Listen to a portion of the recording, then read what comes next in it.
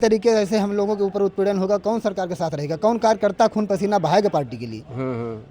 घंटा घरियारी बजेगा, फिर जय श्री राम का नारा लगेगा, फिर ठीक नहीं सर, ऐसा कुछ नहीं होगा। अब समय आए तो जवाब दिया जाएगा, अभी तो हम कुछ ये तो आपकी सरकार है ना। जी सरकार जी आपकी सरकार में ये हाल है आपका। जी अपनी जमीन हम कब्जा नहीं कर पा रहे हैं। प्रताड़ित किया मेरे सिस्टर को और मेरे वाइफ को। इन्होंने वहाँ के शैलेंद्र सिपाही और एक है सुरेश पटेल, उन्होंने मेरे बीबी का और मेरे सिस्टर का हाथ पकड़ पकड़ खींच रहे थे कि चलिए, गाली भी दे रहे थे। अब कहने योग्य नहीं है कैमरे पे, नहीं मैं बताता आपको क्या गाली दे रहे थे कि चलिए नहीं तुम्हारी ऐसे वैसा कर दूंगा, ठीक है ना।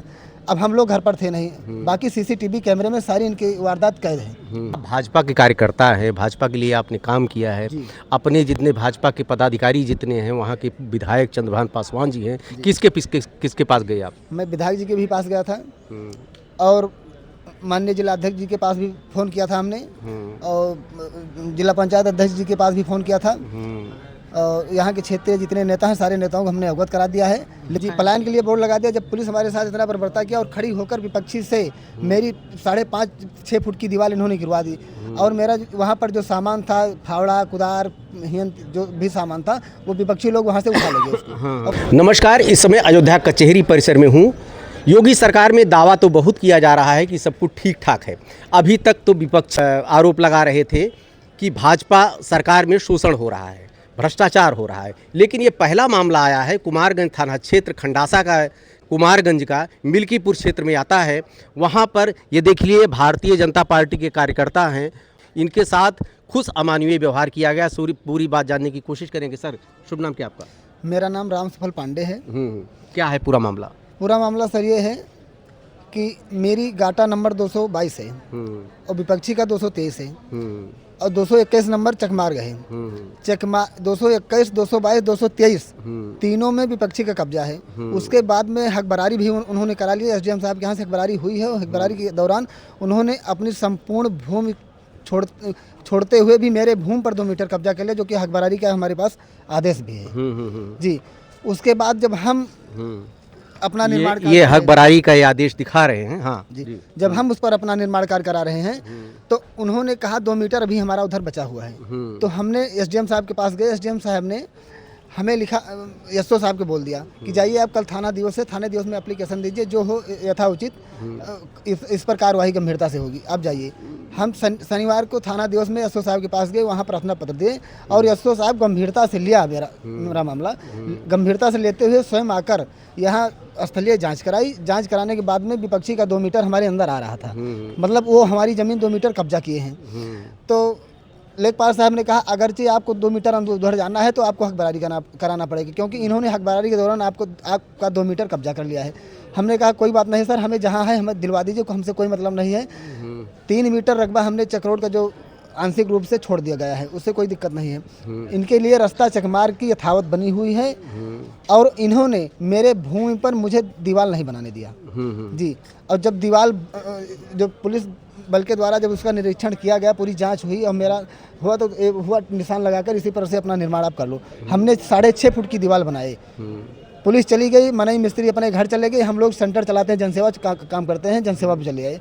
उसके बाद में इन्होंने दल बल के साथ एसओ साहब दोबारा से पहुँचे, और पहुँचने के बाद में इन्होंने विपक्षी मुझको गाली देते हुए मेरे परिवार को और मेरे यहाँ महिलाओं को प्रताड़ित किया। मेरे सिस्टर को और मेरे वाइफ को इन्होंने वहाँ के शैलेंद्र सिपाही और एक है सुरेश पटेल, उन्होंने मेरे बीबी का और मेरे सिस्टर का हाथ पकड़ पकड़ खींच रहे थे कि चलिए, गाली भी दे रहे थे। अब कहने योग्य नहीं है कैमरे पे, नहीं मैं बताता आपको क्या गाली दे रहे थे कि चलिए नहीं तुम्हारी ऐसे वैसा कर दूंगा, ठीक है ना। अब हम लोग घर पर थे नहीं, बाकी सीसीटीवी कैमरे में सारी इनकी वारदात कैद है जो इन्होंने हमारे साथ किया जी। नहीं तो आपने पलायन के लिए बोर्ड भी लगा रखा? जी, पलायन के लिए बोर्ड लगा दिया। जब पुलिस हमारे साथ इतना बर्बरता किया और खड़ी होकर विपक्षी से मेरी 5.5-6 फुट की दीवार इन्होंने गिरवा दी, और मेरा वहाँ पर जो सामान था, फावड़ा कुदार जो भी सामान था, वो विपक्षी लोग वहाँ से उठा ले गए उसको, और काफ़ी तोड़ फोड़ की जी। आप भाजपा के कार्यकर्ता हैं, भाजपा के लिए आपने काम किया है। अपने जितने भाजपा के पदाधिकारी जितने हैं, वहाँ के विधायक चंद्रभान पासवान जी हैं, किसके पास गए आप? मैं विधायक जी के भी पास गया था, और माननीय जिला अध्यक्ष जी के पास भी फ़ोन किया था हमने, और जिला पंचायत अध्यक्ष जी के पास भी फ़ोन किया था। और यहाँ के क्षेत्रीय जितने नेता हैं, सारे नेताओं को हमने अवगत करा दिया है, लेकिन कोई इस मामले में कुछ बोलने को तैयार नहीं है जी। भाजपा के लिए तो बहुत आपने काम किया है, जी आपकी काफ़ी सरकार काम चल किया रही है। है। जी सर, जी सर, हमने काफ़ी काम ये किया है। तो आपकी सरकार है ना? जी सर हैं? जी आपकी सरकार में ये हाल है आपका? जी अपनी ज़मीन हम कब्जा नहीं कर पा रहे हैं। अच्छा। इतनी ज़बरदस्ती कि 2 मीटर हमारा इधर भी 21 नंबर में भी 2 मीटर 22 नंबर में भी ले रखा है और हमारी भूमि 22 नंबर में है। वो 22 में 2-2 मीटर दोनों तरफ ले भी लिया है और ऊपर से हमको बनाने भी नहीं दे रहे हैं। जब लेखपाल साहब गए, फोर्स आई, 5-6 मीटर की दीवार बन गई। बनने के बाद आधे घंटे के अंदर फिर फोर्स पहुंच करके शाम को गाली गलौज देने लगी और तोड़ फोड़ वहाँ पर 5 आदमी वहाँ पर तोड़ने में थे। उनके नक्षेत्र मिश्र के सदस्य घर के जो थे। सर वो लोग घर के काफ़ी आदमी हैं, हम लोग घर के कम हैं, हम 3 लोग हैं। पिताजी हमारे 70 कौन है भैया? प्लस हैं। रामू पांडे मेरा नाम है। आप क्या है इनके? भाई हैं। अच्छा, छोटे भाई हैं। जी जी जी। अच्छा, हाँ, क्या करे थे? सर ये लोग काफ़ी लोग घर के हैं, इसीलिए लाठी वाठी लेकर लाठी पाठी लेकर तुरंत निकल लेते हैं और ज़बरदस्ती तमाम ज़मीनें ये लोग कब्जा किए हैं। तमाम ज़मीनें सरकारी अगर जांच कराई जाए तो पता लगेगा ये कब्जा किए हैं सरकारी ज़मीनें कि हम कब्जा किए हैं। इसकी जांच कराना चाहिए तहसील प्रशासन को कि कौन कितनी ज़मीन सरकारी कब्जा किए हैं। जी गांव के बाहर 2 मकान ग्राम समाज की जमीन पे बना, इन्हीं का 2 मकान ग्राम समाज की जमीन पे गांव के बाहर बना है। चकमार की जमीन नवीन पड़ती ये काबिज है। तालाब में चकमार की संख्या पे इनका वो बाउंड्री कराए किए हैं। हमारी 222 गाटा संख्या में भी 2 मीटर जबरदस्ती घुस गए हैं। प्लस हमारे बाग में जबरन रास्ता और भी मांग रहे हैं। बनी बनाई दीवार हमारी तोड़ फोड़ दिए। तालाब में भी कब्जा वहाँ पे रखा सारा सामान भी उठा ले गए। इनका एक तालाबी नंबर में भी कब्जा है। ये भूमाफिया टाइप के हैं और दबंग प्रवृत्ति के लोग हैं। जी, ये वहाँ बहन बेटी अगर दरवाजे पे हमारी कोई बहन बेटियाँ जाती है कुछ करने तो ये लोग घर से वीडियो बनाते हैं। अच्छा अच्छा। जी क्योंकि हमारे हम लोग प्लान कर चुके हैं, प्लान का बोर्ड भी लगा है। हमारे घर पर कोई है नहीं तो ये लोग अगर कोई नात बात रिश्तेदार जाता है कि लाओ जाए हम गाय लगा दें या उनको कोड़ दे दें तो ये लोग वीडियो बनाते हैं और वहाँ से गाली देते हैं। अच्छा, जानवर वानवर कैसे चल रहा है उनका?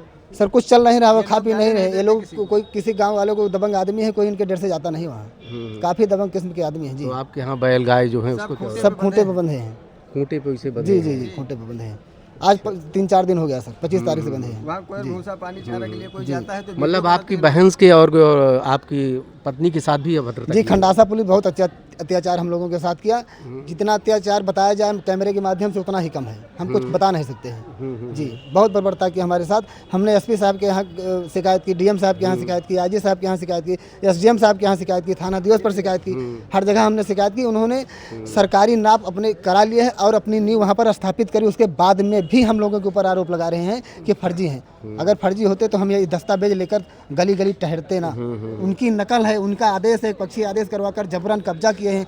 जहाँ कब्जा किए हैं उस पर भी हमारा निर्माण कार्य था, स्पॉट मेमो बना है, सारी रिपोर्टें हैं, इनकी ही रिपोर्टें हैं, हमारी रिपोर्टें नहीं है। इन्होंने ही इसकी नाप जो कराकर सरकारी और कब्जा किया है उस पर। देखिए, सब कागज पत्तर हाथ में लिए टहल रहे हैं। ये भाजपा के कार्यकर्ता हैं कुमारगंज के, अपनी ही सरकार के खिलाफ थाना खंडासा की जो बदतमीजी है, जो बेहूदगी है, यहाँ तक इनके साथ करते बेहुदा व्यवहार तो समझ में आता। घर में जो महिलाएं हैं उनका हाथ पकड़ा, उनके साथ अभद्रता की, लेकिन सरकार कह रही है कि सब ठीक ठाक है।